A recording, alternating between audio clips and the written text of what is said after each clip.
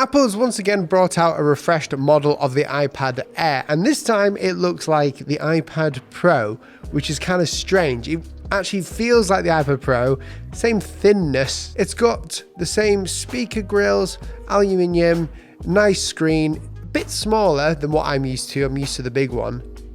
Second generation Apple Pencil. And one question I had as a designer who works on the iPad nearly daily for drawing, for just checking the internet and using now Adobe Illustrator, is it going to be any different? Will it be slower than the iPad Pro that I'm used to using, which costs over twice as much? Is it worth just sticking to the iPad Air? This video is brought to you by Paperlike. So here is my graphic designer's review of the iPad Air. Stick around to the end to work out how you can win yourself this iPad Air. I'm going to be giving it away to one of you lucky subscribers. Okay, so first of all, when you notice it, the actual design of the iPad looks just like the normal iPad Pro. It's a great design. The only things that we see are different is obviously the color choices are a bit brighter, so that's assuming Apple are making this for everyone. It looks Pro with the actual body, but it doesn't look Pro with the actual color, although the lime green color is pretty nice. We've also got the second generation Apple Pencil 2, which is always good because we don't have to plug in our Apple Pencils at the bottom. Not only do we have that, there's no lightning port on here. They've actually made this more Pro than you think.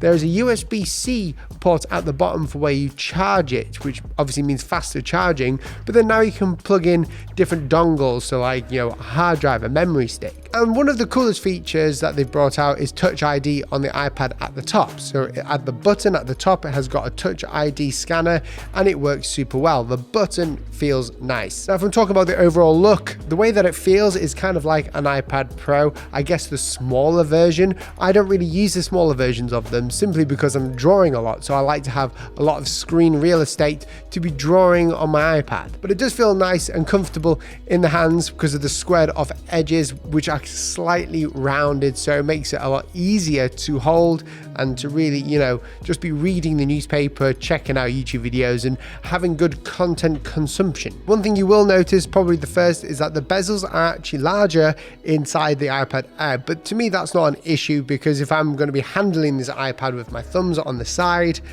having those bezels there don't particularly bother me, even if I am drawing. Now, after opening up the iPad and playing around with some of the features, I downloaded the 3 apps that I normally use. And these 3 apps I would suggest are staples of the design industry at the minute. The first one being Procreate 5X, Illustrator on iPad, and Vectornator. Procreate has been working on iPads ever since, even before the iPad Pro came out. I had it when I had my first iPad Air, before the Apple Pencil. And ever since then, they've been updating the platform and the app to make it easier and make it faster for people to draw and to do cool things. So it's no surprise that Procreate actually works really well on this iPad. I downloaded my brushes, put them into my iPad, and basically just went around playing with it and seeing how it felt. I don't see any really lapses in lag or anything. All I do know is that as the document sort of can build up, it won't be running at the same performance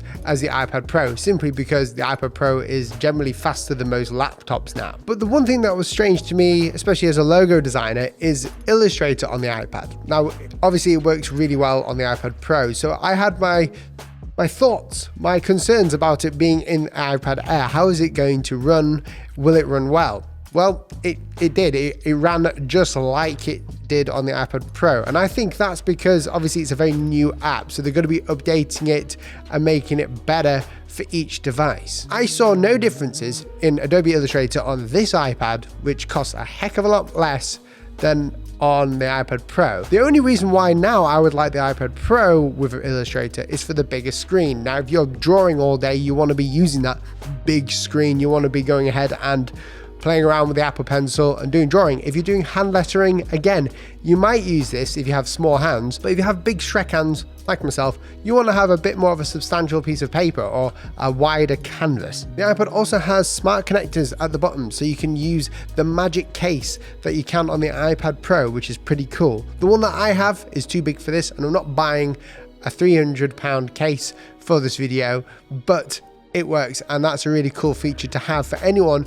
who's doing drawing. The one thing you may see as a big difference between the iPad Air and the iPad Pro is the screen refresh rate. The iPad Air has a screen refresh rate of 60, I believe, and the iPad Pro has a screen refresh rate of 120 Hz, which makes it a lot smoother. And I really took that for granted until I saw this. So actually moving around my artwork on here isn't as smooth, but is it a deal breaker? I don't particularly think so. I think it feels just like an iPad Pro, but smaller and a bit chunkier. The Apple Pencil is just as responsive, but unfortunately, just like in every iPad, when you're drawing on the iPad Pro with an Apple Pencil, it's drawing on glass, and it feels awful. That's why Paperlike are sponsoring this video. Now, you know, drawing on your iPad Pro without a Paperlike feels nasty. It just does not feel good. It literally feels like plastic meeting glass, and it's not the nicest feeling in the world. But not only then, when you're doing calligraphy, especially myself on the iPad,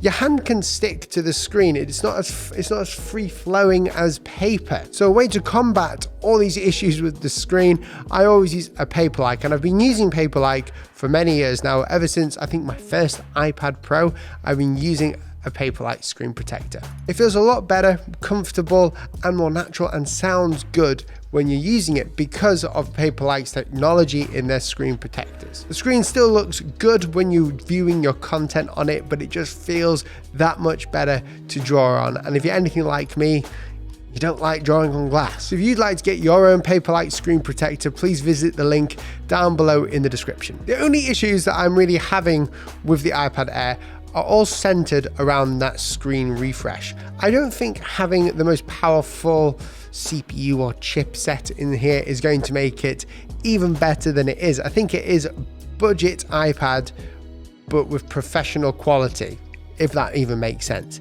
It feels like I can just use this and then forget about the screen refresh rate, which is great to know. And that's partly down to the new technology in the Apple Pencil 2, which allows for less latency when drawing on the screen, which is always a great thing. Now, when I'm creating brushes in Procreate, it does seem a bit slower when I'm flicking through all the different settings. When I'm in Illustrator on the iPad, nothing particularly stands out to me as slow. So as a graphic designer, would I recommend you to buy the iPad Air if you've been in the market for an iPad Pro for a while? I would say yes, and it completely depends on your budget and uses. For me, being a designer and using the iPad daily, drawing is a huge part of it. And digitally drawing is what I love to do. I use Procreate, I use Vectornator for most of my vector artwork, and Adobe Illustrator on the iPad. All of these apps work super well, and they're all optimized for the iPad, and I don't see much of a difference at all. Even if any were there, I can't see them. Yes, the screen refresh rate is a bit of a bummer, but you can't have everything inside the iPad Air. If you're willing to not have the 120 Hz, then the iPad Air is definitely for you. If you really want the 120 Hz or even a bigger body with less bezels, then the iPad Pro 12.9 inch is probably the way to go. Now, for all of you who've been waiting to hear about how you can win the iPad Air, well, all you have to do is click the link in the description down below. I'm using an app so you know that I'm actually going to be sending it to someone, and you know that someone's going to win. Click that link and then follow the instructions. It's going to ask you to basically use YouTube to sign in so I can get your email. It's going to ask you to check out my YouTube channel, maybe watch a few videos, and also remember to subscribe during the giveaway as well, so I know who you are and I can contact you. I just wanted to do this as a little give back, as I know there are plenty of people out there in the world who would love to have an iPad, but at the minute and in this day and age, not many can have one because of the way the world is at the minute. So I would like to just give this back to you guys as well as a gift. Thank you so much for watching, guys, and a huge shout out to Paperlike for sponsoring this video. If you're new around here and you liked what you saw today and you liked the video, and if you want to be for a chance to win this, subscribe to the channel and also click the link in the description below for Paperlike to go and buy a Paperlike. But then not only that, go ahead and click the link so you can be part of the iPad Pro giveaway. Thanks for watching, guys, and I'll see you in the next video. See you soon. Goodbye.